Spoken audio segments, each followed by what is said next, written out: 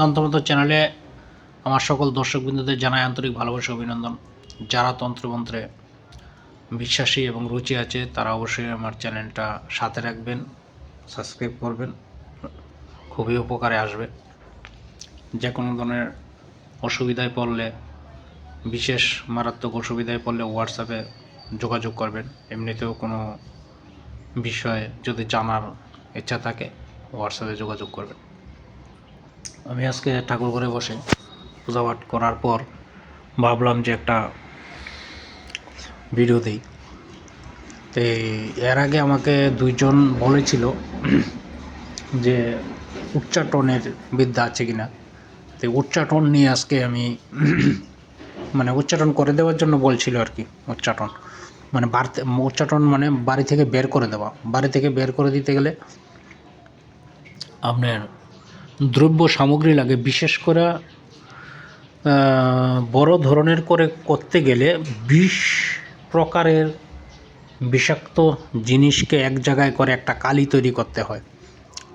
আর যদি তা না পারা যায় 7 প্রকার 3 প্রকার কালি হলেও হবে। কালিটা হচ্ছে মেন, কালিটা জোগাড় করতে হবে। ওই যে যারা ক্ষেতের কাজ করে, মানে ক্ষেতে বিষ টিষ দেয়, ওই ধরনের বিষ ও মানে মাছটা লাগবেই। যত ধরনের মারাত্মক থেকে মারাত্মক বিষ, যদি কেউ সাপের বিষ এর মধ্যে দিতে পারে তাহলে আরও মারাত্মক। যত বেশি মানে যত বেশি বেজুর সংখ্যায় আমার বিষ কালি জোগাড় করা যায় তাদের পক্ষে আরও বেশি হবে। একদম সহজ শর্টকাট পরীক্ষিত যে নকশা দেব, সেই এগুলো নকশা আঁকতে হয়। বাম পায়ের উপরে বিশেষ করে খাতাটা রেখে যদি এই নকশাটা আঁকতে পারেন, নকশা একদম ক্লিয়ারভাবে দেখিয়ে দেব। নকশাটা আঁকতে হবে একটু বড় নকশা। বুঝপাতায় যদি না পারেন কিচ্ছু হবে না। সাদা পাতলা কাগজ, বাটার পেপার কিনতে পাওয়া যায়, বাটার পেপার। ওই পেপারের মধ্যে আপনারা এই নকশাটা আঁকবেন।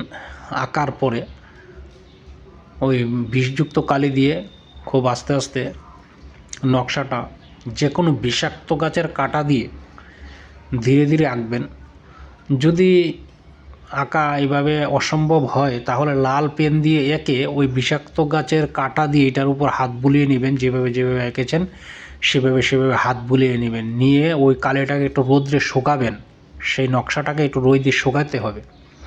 শুকিয়ে এটাকে আপনার যন্ত্র মধ্যে প্রাণ প্রতিষ্ঠা, যারা কাজ করেন, যাদের গুরু আছে তারা অবশ্যই জানেন।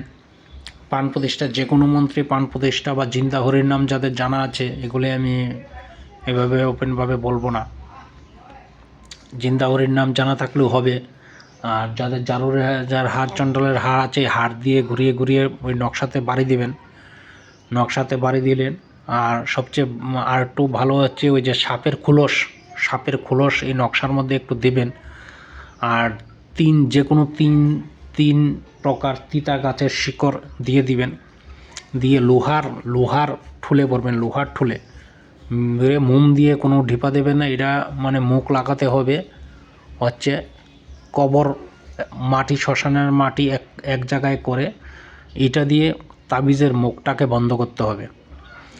আগে নকশাতেও প্রাণ প্রতিষ্ঠা করতে হবে, নকশা জাগাতে হবে। নকশা জাগানোর পর শিকড় দিতে হবে। শিকড় দেওয়ার পর কালো সুতা দিয়ে মোড়াতে হবে। মোড়ানোর উপর তাবিজে ঢোকালেন। তাবিজে ঢোকানোর পর শ্মশানের মাটি, কবরের মাটি কালেকশন করে 2টা মাটি একসাথে করে কিন্তু এইটার মুখ লাগাতে হবে। যদি মুখ লাগিয়ে এটা কোনো শত্রুর আসা যাওয়ার পথে গেড়ে দিতে পারেন, এটা কিন্তু গাড়তে হবে।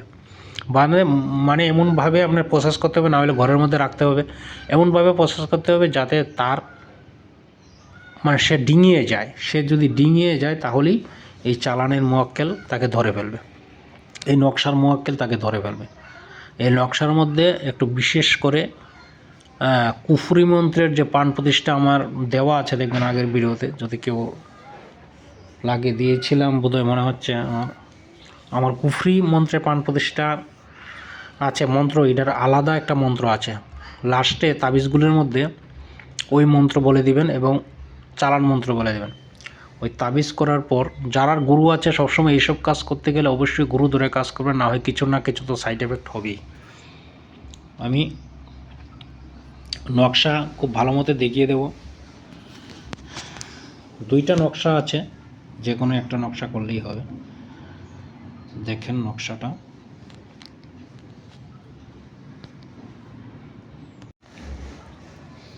এই নকশাটা একদম পরিষ্কারভাবে না বোঝার কোনো কারণই নেই। নকশাটা একদম সহজ সরল নকশা। এই নকশাটা বাটার পেপারের মধ্যে করবেন, একদম পাতলা সাদা কাগজ পাওয়া যায়, এটার মধ্যে করতে হবে। সাপের খোলস কিন্তু মাস্ট লাগবেই, বিষাক্ত সাপের হলে ভালো হয়, বা সাপের চামড়া যাদের আছে তাদের তো আরও ভালো। এই যে দেখেন লেখাটাও দেখিয়ে দিচ্ছি, কেন আরেকটা দেখিয়ে দিচ্ছি। আশা করি কারোর না বুঝার কোনো ব্যাপার না, বেশ কালি লাগবে। সব কিছু লেখা আছে, নকশা একদম ক্লিয়ার, মানে অসুবিধার স্ক্রিনশট দিয়ে উঠিয়ে নেবেন, নকশাই দিয়ে দিলাম।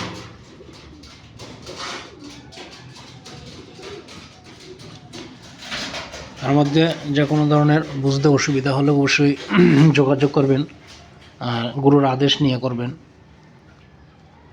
যে কোনো কারোর গুরুর আদেশ নিয়ে করবেন, যার গুরু নাই তারা কিন্তু